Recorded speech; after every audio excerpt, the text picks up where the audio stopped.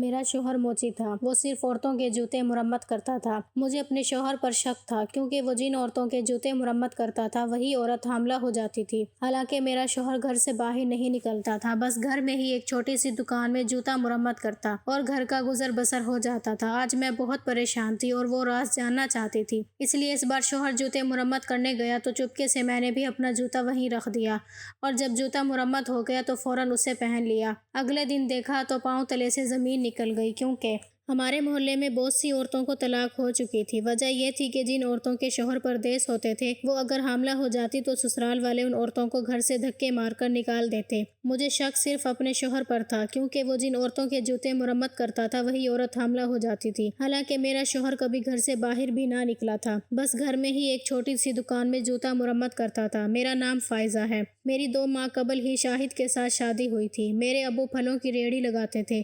گھر میں شروع سے ہی غربت کا راج تھا۔ میں جوں جوں بڑی ہوتی گئی اور میری شادی کی عمر ہونے لگی تو میں نے پلکوں پر کئی سارے خواب سجا لیے تھے کہ جس طرح ڈراموں میں غریب لڑکی کو بیاہنے کوئی امیر زادہ آ جاتا ہے اور اس کی غربت سے جان چھوٹ جاتی ہے، میرے ساتھ بھی کچھ ایسا ہی ہوگا کیونکہ میں بہت خوبصورت تھی۔ مگر ایک دن ابو نے گھر آ کر بتایا کہ انہوں نے میرے لیے شاہد کا رشتہ پسند کر لیا ہے جو کہ ایک موچی ہے۔ موچی کا لفظ سن کر تو میں چیخ ہی پڑی تھی۔ میں بولی، نہیں امی، میں تو موچی کے ساتھ شادی نہیں کروں گی، میری تو ساری عمر جوتے مرمت کرنے میں ہی گزر جائے گی۔ امی ہنس کر بولی، ارے پگلی، وہ تم سے جوتے تھوڑی نہ مرمت کروائے گا بلکہ تم تو اس کے گھر میں راج کرو گی۔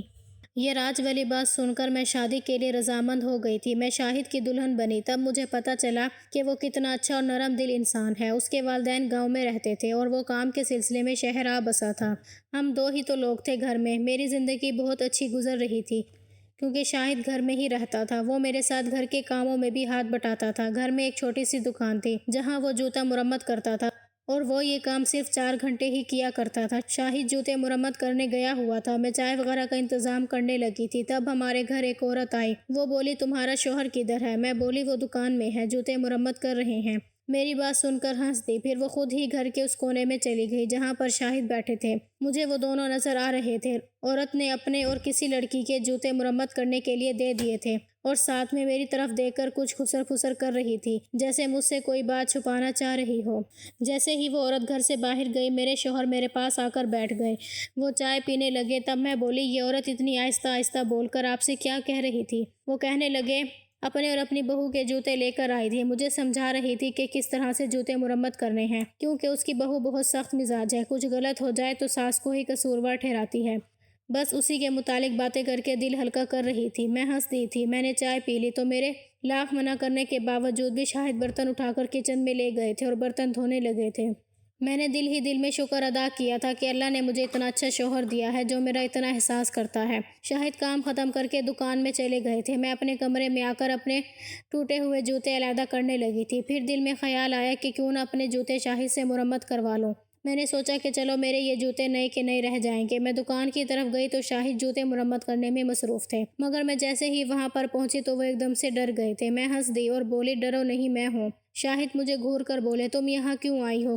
کیا میں نے تم سے کہا نہیں تھا کہ تم کبھی بھی اس جگہ پر قدم نہیں رکھو گی؟ شاہد کے چہرے پر سچ مچ کا غصہ تھا۔ میں سہم گئی، اسی لیے جلدی سے بولی، شاہد میں یہاں آپ کو یہ جوتے دینے آئی ہوں، آپ پلیز میرے بھی جوتے مرمت کر دینا۔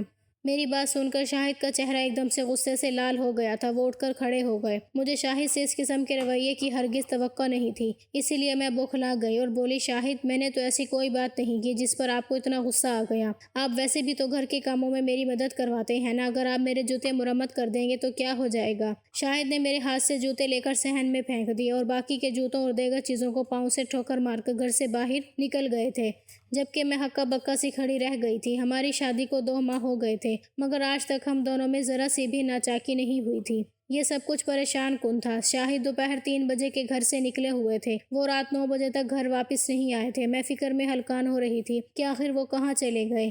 میں ان کے نمبر پر کال کر رہی تھی مگر انہوں نے میرا فون نہیں اٹھایا۔ اب تو میں ہمت ہارنے لگی تھی، میری آنکھوں سے آنسو بہنے لگے تھے۔ دروازہ کھلا اور شاہد گھر میں داخل ہو گئے۔ میں نے نظریں جھکا لی تھیں، کچھ سمجھ ہی نہیں آ رہا تھا کہ ان سے کیسے معافی مانگوں۔ تبھی شاہد کی آواز سنائی دی۔ وہ بولے، فائزہ میں کھانا باہر سے لے کر آیا ہوں، مجھے بہت بھوک لگی ہے، جلدی سے کھانا لگا دو۔ ان کے چہرے پر ناراضگی کے اثرات بھی نہیں تھے۔ میں خوشی خوشی اٹھی اور کھانا پلیٹوں میں ڈالنے لگی تھی۔ میں نے سوچا کہ اب میں نے ان سے معذرت نہیں کرنی، یہ نہ ہو کہ انہیں پھر سے وہ واقعہ یاد آ جائے۔ اور مجھ سے ناراض ہو جائیں۔ شاہد ادھر ادھر کی باتیں کر رہے تھے، پھر بولے فائزہ میں سونا چاہتا ہوں۔ رو رو کر تو سر میرا بھی بھاری ہو چکا تھا، اسی لیے میں بھی گھر کے چند کام سمیٹ کر سونے کے لیے لیٹ گئی تھی۔ رات کے پچھلے پہر میری آنکھ پیاس کی شدت سے کھل گئی تھی۔ میں اٹھ کر بیٹھی تو یہ دیکھ کر حیران رہ گئی کہ میرا شوہر میرے پہلو میں موجود ہی نہیں تھا، اس کا بستر خالی پڑا تھا۔ مجھے بہت فکر ہونے لگی تھی۔ میں جلدی سے باہر نکلی تو صحن بھی خالی پڑا تھا، مگر مجھے دکان سے جوتے مرمت کرنے کی آواز آ رہی تھی۔ میں اپنے کمرے میں واپس لوٹ آئی تھی۔ دل یہ سوچ کر اداس تھا کہ میں نے بلا وجہ اپنے شوہر کو تنگ کیا، جس کے نتیجے میں انہیں باقی کام اس وقت نمٹانا پڑا تھا۔ میں واپس سو چکی تھی۔ اگلے دن شام کے وقت ہمارے محلے میں شور اٹھا تھا۔ میں بہت حیران رہ گئی کہ یہ کس قسم کا شور ہے۔ اس وقت شاہد بھی گھر میں موجود نہیں تھے، اسی لیے میں خود ہی باہر محلے میں نکل آئی تھی۔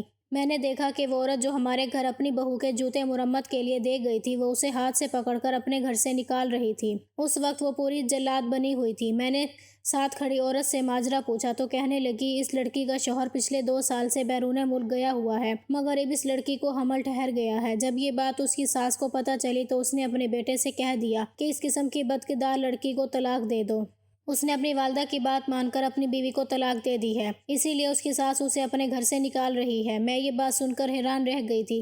ساتھ ساتھ مجھے افسوس بھی ہو رہا تھا کہ نہ جانے اس لڑکی نے اتنا غلط قدم کیوں اٹھا لیا، جو آج وہ بیچاری پورے محلے میں بدنام ہو کر رہ گئی ہے۔ یہ بات جیسے میرے ذہن سے چپک گئی تھی۔ میری آنکھوں کے سامنے اس لڑکی کا ندامت بھرا چہرہ گھوم رہا تھا۔ کئی دن تک تو میں یہ بات اپنے دل سے نکال ہی نہیں پائی تھی۔ جب اس واقعے سے ملتا جلتا ایک اور واقعہ ہو گیا تھا۔ ایک اور لڑکی حاملہ ہو چکی تھی، جبکہ اس کا شوہر بھی کام کی تلاش میں بیرون ملک گیا ہوا تھا۔ اب ہمارے محلے میں جب یہ دوسرا واقعہ بھی ہو گیا تو ہر شخص بہت غصے میں تھا۔ وہ کہہ رہے تھے کہ ہم نے وہ مجرم ڈھونڈنا ہے جو ہمارے ہی محلے میں رہ کر ہماری ہی بہو بیٹیوں پر گھات لگا کر بیٹھا ہے اور ان کو ورغلاتا ہے۔ میں نے اپنے شوہر سے بھی اس معاملے پر بات کی تھی، وہ بھی پریشان تھے اور ان عورتوں کو ہی برا بھلا کہہ رہے تھے کہ آج کل کی عورتیں اپنے شوہروں کے ساتھ مخلص نہیں ہیں۔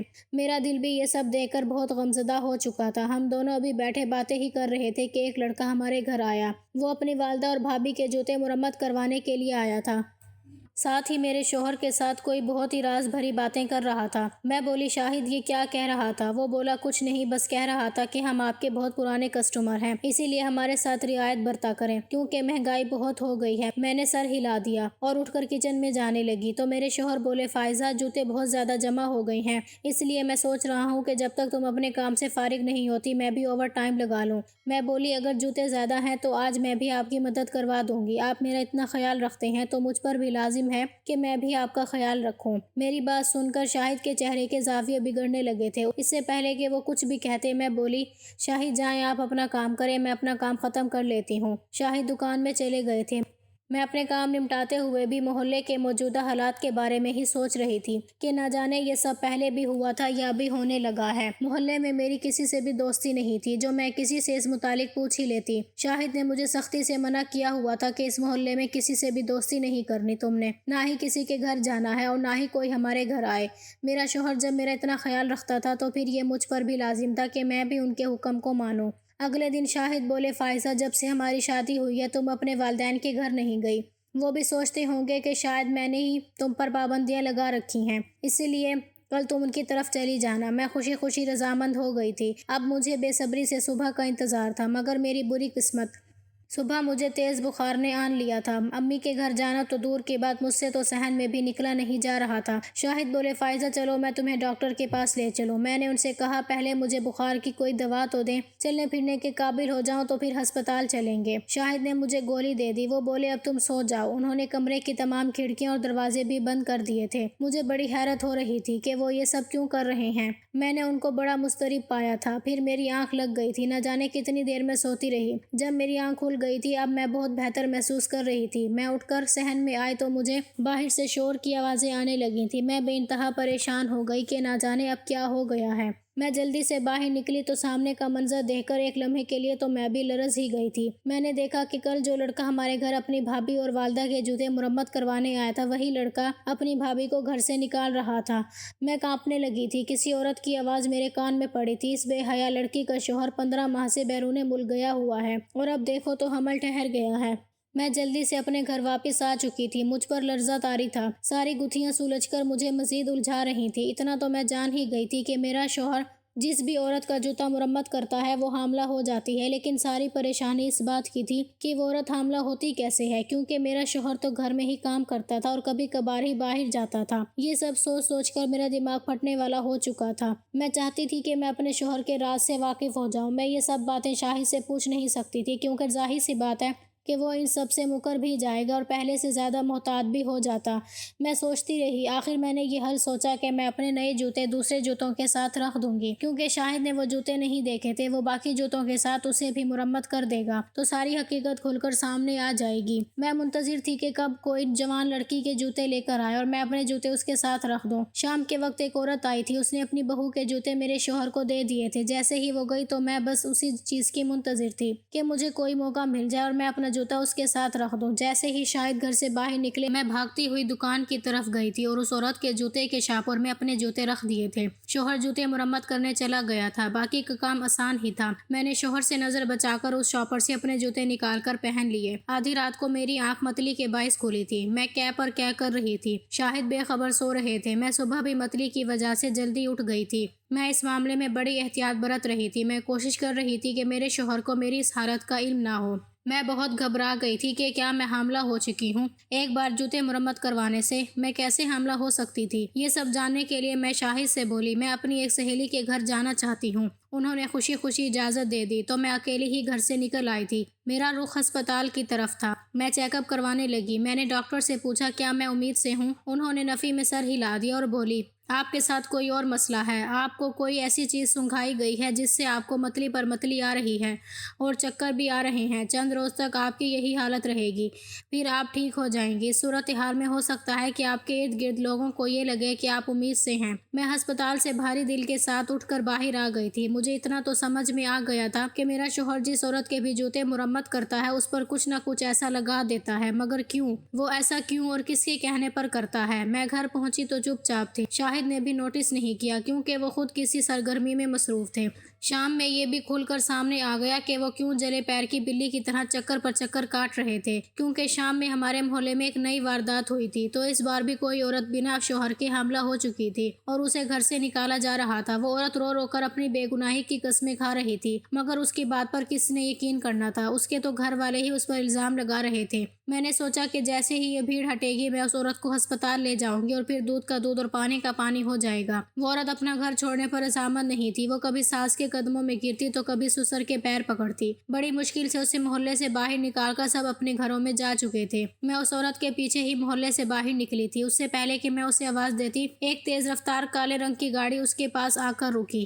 اس عورت کو زبردستی اس گاڑی میں سوار کرایا گیا اور پھر وہ لڑکی کو اپنے ساتھ گاڑی دوڑا کر لے گئے۔ یہ سب کیا ہو رہا تھا؟ میری سمجھ سے بالا تر تھا۔ میں مایوسی سے گھر واپس لوٹ آئی تھی۔ میں ابھی دروازے پر ہی کھڑی تھی جب شاہد کی آواز میرے کانوں میں پڑی تھی۔ وہ کسی سے فون پر مخاطب تھے، کہہ رہے تھے آج جو عورت آئے گی اسے مہنگے داموں فروخت کرنا کیونکہ وہ بہت حسین ہے۔ کیا شاہد ہی یہ سب؟ نہیں، ایسا نہیں ہو سکتا۔ اب یہ سوچ سوچ کر میرا دماغ گھوم گیا تھا۔ اس کی نظر مجھ پر پڑی تو وہ بولے چائے تو بنا لاؤ۔ میں کچن میں چائے بنانے گئی تو میں نے اپنی نیند کی چند گولیاں پیس کر شاہد کی چائے میں ڈال دی تھی۔ وہ چائے پیتے ہی ادھر صحن میں ہی سو گئے تھے۔ میں نے جلدی سے ان کا موبائل اٹھایا اور اس پر فنگر پرنٹ لاک لگا ہوا تھا۔ میں نے شاہد کا انگوٹھا تھام کر لاک کھولا اور ان کے موبائل کی تلاشی لینے لگی تھی۔ میرے سامنے والے حقائق دل دہلا دینے والے تھے۔ دراصل میرا شوہر ایک بہت بڑے گینگ کا حصہ تھا۔ شاہد کے پاس وہ لوگ اپنی بہو کے جوتے لے کر آتے تھے جنہیں وہ گھر سے نکلوانا چاہتے تھے، مگر کسی مجبوری کی وجہ سے ایسا کرنے سے قاصر تھے۔ انہیں اس بات کا علم نہیں تھا کہ شاہد آگے بھی ایک نیٹ ورک چلاتا ہے۔ وہ تو شاہد کو اس کام کے تھوڑے سے پیسے دے کر مطمئن ہو جاتے تھے کہ بہو گھر سے نکل گئی ہے۔ اگر لڑکی کے والدین سسرال والوں سے پوچھتے کہ ہماری بچی کہاں ہے تو وہ ٹکا سا جواب دے دیتے کہ جس سے حاملہ ہوئی تھی اس کے ساتھ بھاگ گئی ہوگی، جبکہ شاہد نے تو ایک گاڑی کا انتظام کیا ہوا تھا کہ جیسے ہی لڑکی کے سسرال والے اسے گھر سے نکالتے شاہد کے ساتھ ہی اسے گاڑی میں ڈال کر لے جاتے اور طوائفوں کے کوٹھے پر لے جا کر بیچ دیتے تھے۔ میں نے یہ سارے ثبوت اپنے موبائل میں محفوظ کر لیے تھے۔ میں اس فیصلے پر نہیں پہنچ پا رہی تھی کہ ایک مجرم کے ساتھ زندگی کیسے بسر کروں۔ پھر خیال آتا کہ میرا شوہر جیسا بھی ہے میرا تو بہت خیال رکھتا ہے، مجھ پر تو جان نثار کرتا ہے، لیکن پھر دل میں خوف اٹھتا کہ اگر میرے شوہر نے مجھے بھی ایک دن بیچ دیا تو میں کیا کروں گی؟ بس یہ سب سوچ کر میں فیصلے پر پہنچ چکی تھی۔ میں نے سر پر چادر لی اور رکشے میں بیٹھ کر تھانے پہنچ گئی تھی۔ میں نے شاہد کے خلاف ثبوتوں کے ساتھ پرچہ درج کروا دیا تھا اور اس کے بعد اپنے مائکے چلی گئی۔ میں نے اپنی ساری بات بتائی تو انہوں نے میری حوصلہ افزائی کی کہ میں نے جو کچھ بھی کیا ہے درست کیا ہے۔ پولیس نے گھر سے شاہد کو گرفتار کر لیا تھا اور اس سے ساری معلومات بھی نکلوا لی تھی۔ کوٹھے پر چھاپا مار کر ساری مغوی لڑکیاں بھی آزاد کروا لی گئی تھیں۔ اب شاہد اور اس کا پورا نیٹ ورک جیل کی سلاخوں کے پیچھے ہے۔ میں نے اس واقعے سے یہی سبق سیکھا ہے کہ ہمیں اپنے ارد گرد کھلی آنکھوں سے نظر رکھنی چاہیے۔ شاید کوئی بہت بڑا مجرم ہمارے بہت نزدیک ہو، اگر اس نے خود پر اچھائی کا خول چڑھا رکھا ہو۔ ایک مجرم کے پکڑے جانے سے مجرموں کا سارا گروہ پکڑا جاتا ہے اور اس طرح معاشرے میں پھیلی برائیاں بھی رک جاتی ہیں۔ میں خود پر فخر کرتی ہوں کہ میں نے اپنا دل مار کر، اپنا ہنستا بستا گھر اجاڑ کر بہت سی لڑکیوں کی زندگیاں اجڑنے سے بچا لی ہیں۔ ہمیں کسی بھی مجرم کی صرف اس وجہ سے پشت پناہی نہیں کرنی چاہیے کہ وہ ہمارا اپنا ہے۔ اپنا ہوا تو کیا ہوا، ہے تو مجرم ہی نا۔ آج سے ہی اپنے ارد گرد مکمل نظر رکھیں اور مجرموں کو پکڑوانے میں قانون کی مدد کریں۔